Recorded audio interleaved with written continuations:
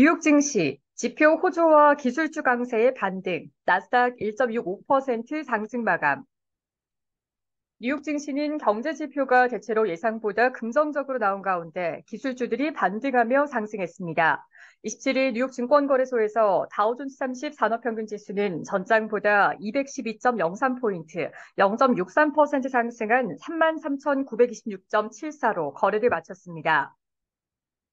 스탠더드앤드푸어스 S&P 500 지수는 전장보다 49.59포인트, 1.15% 오른 4,378.41로, 나스닥 지수는 전장보다 219.89포인트, 1.65% 뛴 13,555.67로 장을 마쳤습니다. 투자자들은 경기 침체 우려 속에서도 경제 지표가 예상보다 개선된 모습을 보인 데 주목했습니다. 특히 최근 조정을 받은 기술주들이 일제히 반등하면서 시장을 이끌었습니다. 엔비디아와 메타가 3% 이상 올랐고 테슬라의 주가도 3% 이상 상승했습니다. 애플과 아마존의 주가는 1% 이상 올랐습니다. 알파벳의 주가는 UBS에 이어 번스타인이 알파벳에 대한 투자 의견을 중립으로 내렸다는 소식이 나온 가운데 약보합세로 마감했습니다.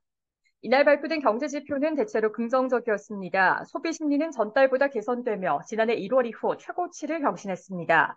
미국의 컨퍼런스 보도가 발표한 6월 소비자 신뢰 지수는 109.7을 기록해 전달에 102.5를 웃돌았습니다.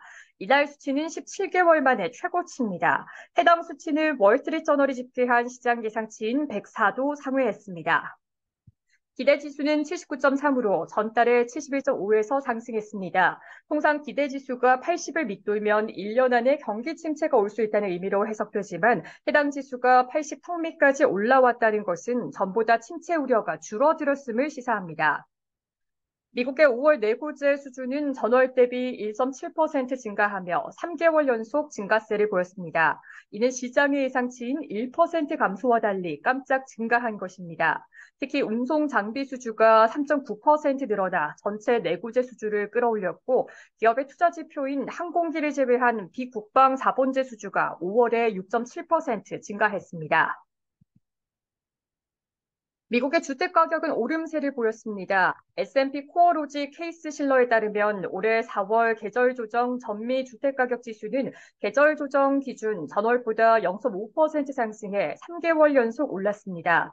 다만 전년 동기 대비로는 0.2% 하락한 것으로 주택가격이 지난해 같은 기간보다 하락한 것은 2012년 4월 이후 약 11개월 만에 처음입니다.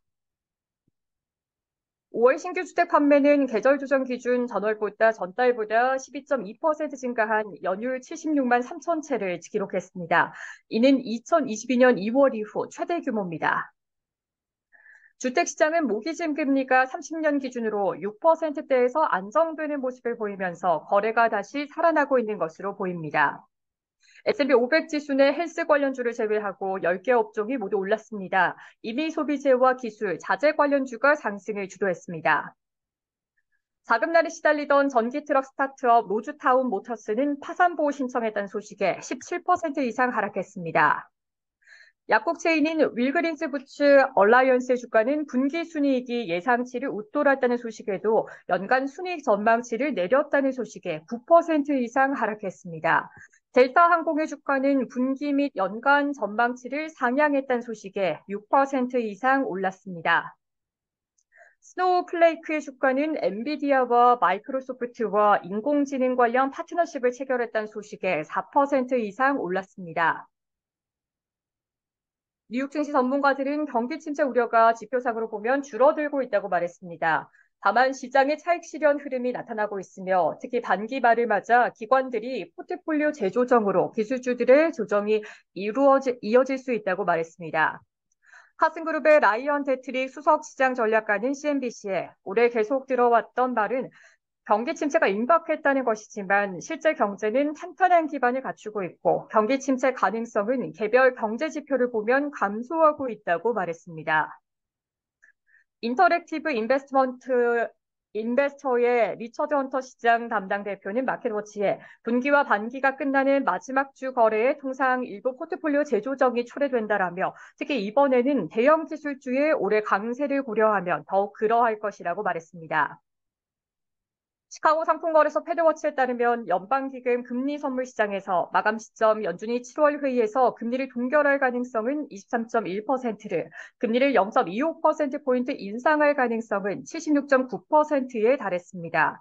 시카고 옵션 거래소 변동성 지수는 전장보다 0.51포인트, 3.58% 하락한 13.74를 기록했습니다.